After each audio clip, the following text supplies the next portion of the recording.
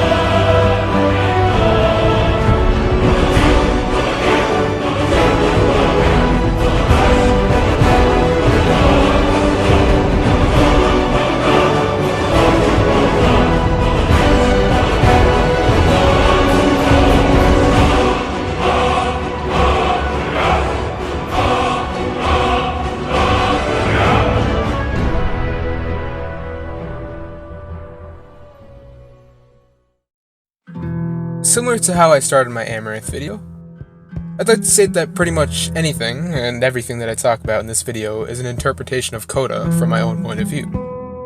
This means that it will include all my own personal biases, and as a result, my own personal conclusions that I developed from those biases.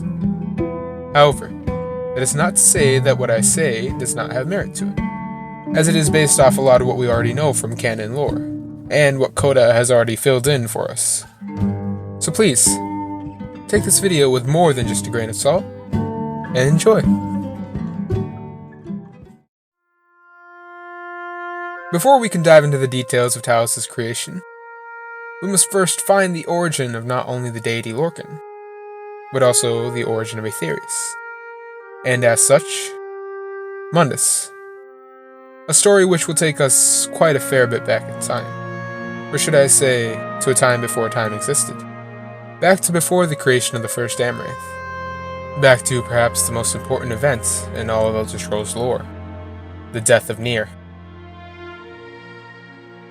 As I explained in my Amaranth video, which you can see up in that corner over there, the death of Nier was essential in the creation of the plane of Aetherius, or rather what we perceive as the dream that the Amaranth Anu had dreamed up.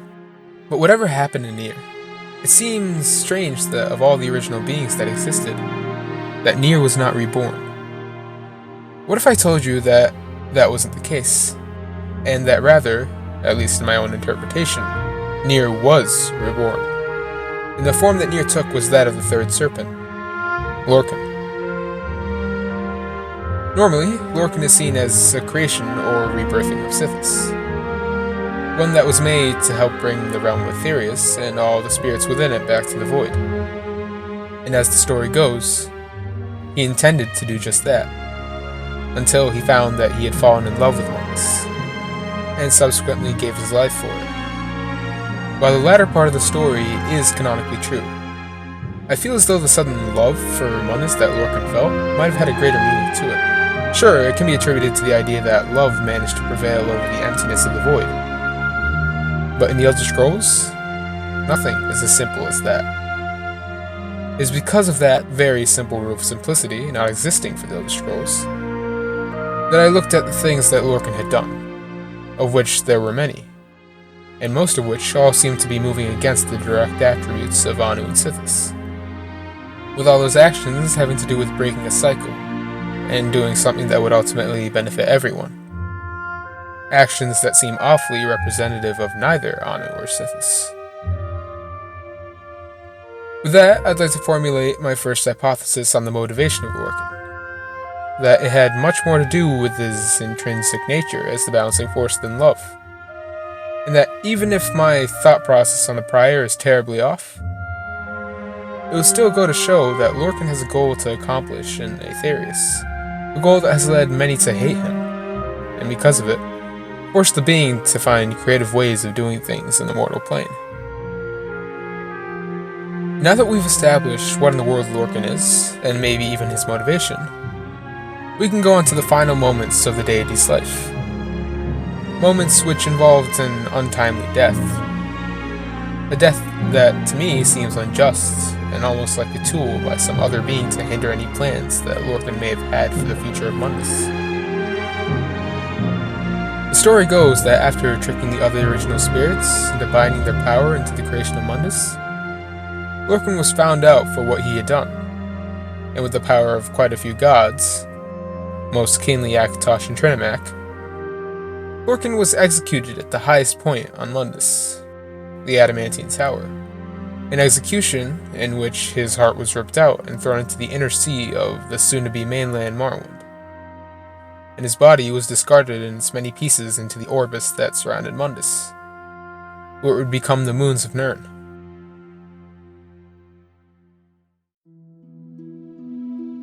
This was not the end for Lorcan, however, as it is heavily believed and hinted in works such as Shor, Son of Shor, which is a non-canonical Kirkbridean work, and even some of Vivek's 36 lessons, and especially his 37th non-canonical lesson, that Lorcan was successfully able to reincarnate at least a piece of himself, if not the whole being, in the form of the ancient Nordic god Shor, or for the Imperials, Shezr. This Shor soon became like the head of the ancient Nordic pantheon, and, contrary to most other Tamrielic pantheons, painting the duality of Akatosh and Alduin as something to be feared. Soon enough, Shor began behaving in a manner not unlike that of Lorcan, slowly enacting a plan during his godhood that would forever change the fate of all of existence. It was during this time that a very special and instrumental mortal was born. One that wielded tonal magic with his voice just like Shor had done. This mortal would become known as Ysmir Wolfarth, the first aspect of Shor, and the legendary Edmoran king. As time passed, Ysmir Wolfarth would grow tremendously,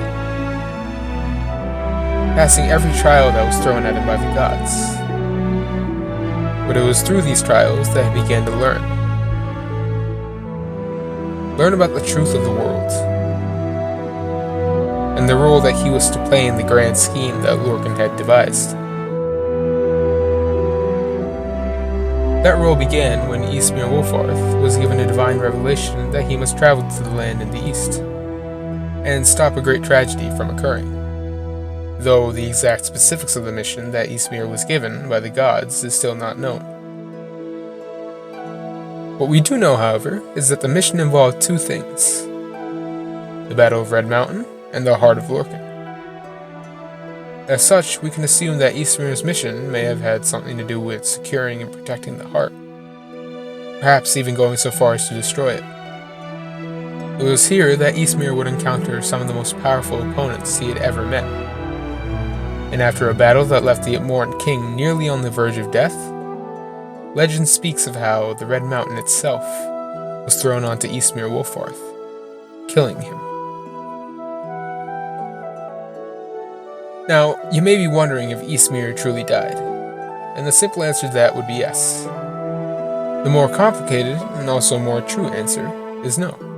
But to elaborate on it, we must first jump far out from the first era, all the way to the end of the second era, a time when Tamriel was in an almost constant state of war. It will be here that we meet the other two characters in our story. The first being an ambitious Breton warrior by the name of Hjalti Earlybeard, a man who was out to earn fame and fortune, hoping that in the process he would be able to use his influence to overtake the throne of Cyrodiil and become the emperor.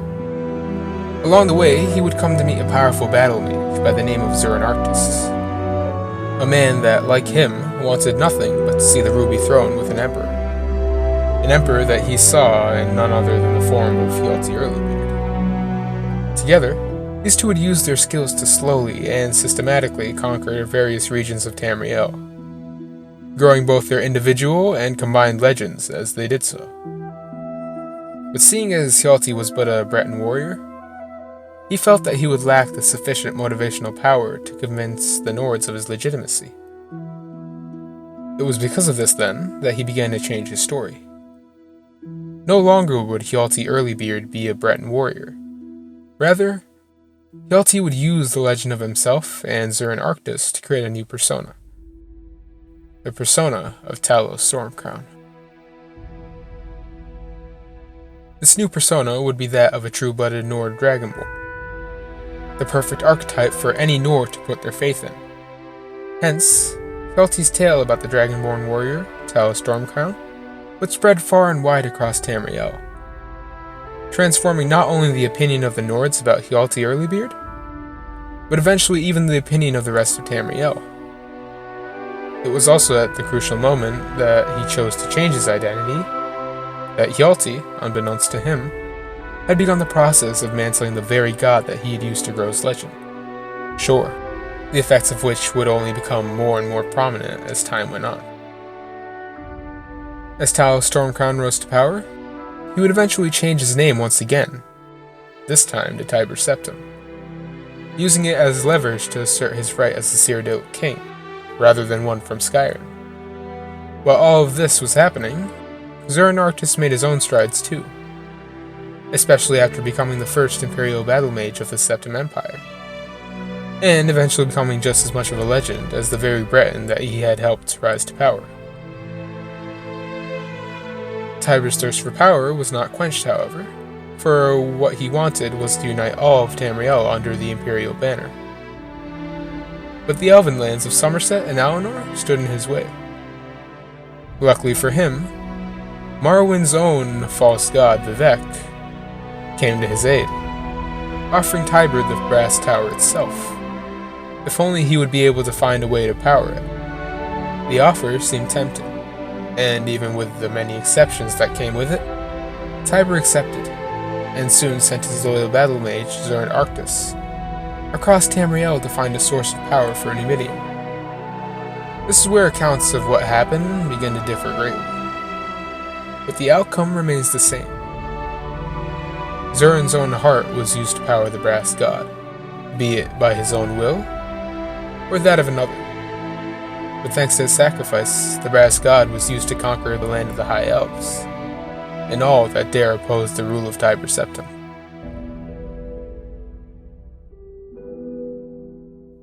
It was with this that Tiber Septim had finally achieved its dream. A dream of ruling over all of Tamriel, and a dream that, upon its completion, and Tiber's own death, allowed for him to ascend to godhood. Though his ascension to godhood is not like any others, mostly because it was the first case of such an ascension. For even though Tiber Septim would come to replace a god in the Imperial Pantheon as Talos, it was not by his own doing, but rather by the work of one thought dead. One that used his knowledge to retroactively create a god from three mortals. So, I think it's about time that we jump back to the story of Ysmir Wolfarth. It seems that after his supposed death at the Battle of Red Mountain, Ysmir went into a state of undeath, one where he no longer possessed the godly powers that he obtained from Shore, but also could no longer die because of his connection to Divinity. As such, he wandered Tamriel in search of a way to end his decrepit existence, hoping to find a way to achieve what he would come to call his final death. Wolfarth would find this in the form of Hjalti Earlybeard and Zurin Arctus, and through the form of some sort of divine knowledge, would come to know the solution to his problem. Wolfarth would then go on to use the knowledge he gained to achieve his goal of final death, falling into the shadows as the Underking, manipulating both Zurin and Hjalti's lives through various means. Once both Zurin Arctus and Hjalti Earlybeard had died, the Underking would await his own death, a death that would happen in the events of the Elder Scrolls II Daggerfall. a death that was only possible because of the warp in the west. With this, Eastmir's soul was finally released, and through his connection to Shor as one of his aspects, and Zurin and Hjalti's mantling of Shor himself, the three retroactively combined into the ninth divine, Talos, replacing Reem and Cyrodiil as the warrior god in the Imperial Pantheon.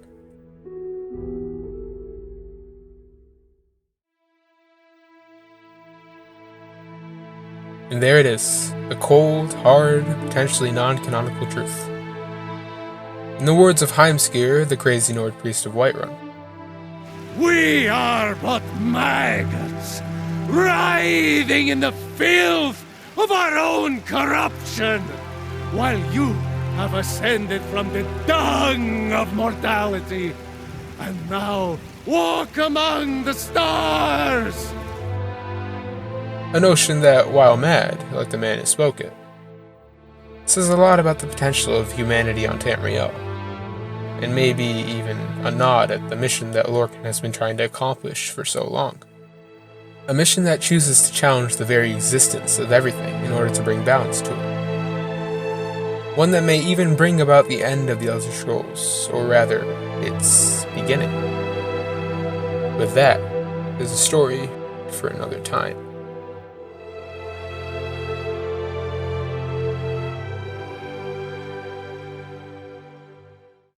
I've been in the kitchen, saucing. I've been bossing in the kitchen, saucing. I've been bossing. Bitch, I'm a baker, cause I keep making bread. Sure, keep looking like a snack. I eat it up, shit. Give me head whole king in the kitchen. Eat it good. I keep them fed, and I have a special fork. Nigga, call me big head. All game smoking, cooking. Going fast like cooking. Green got a nigga high, so it's high rock when I'm cooking. Bitch got a fake booty, so it's looking pretty cooking.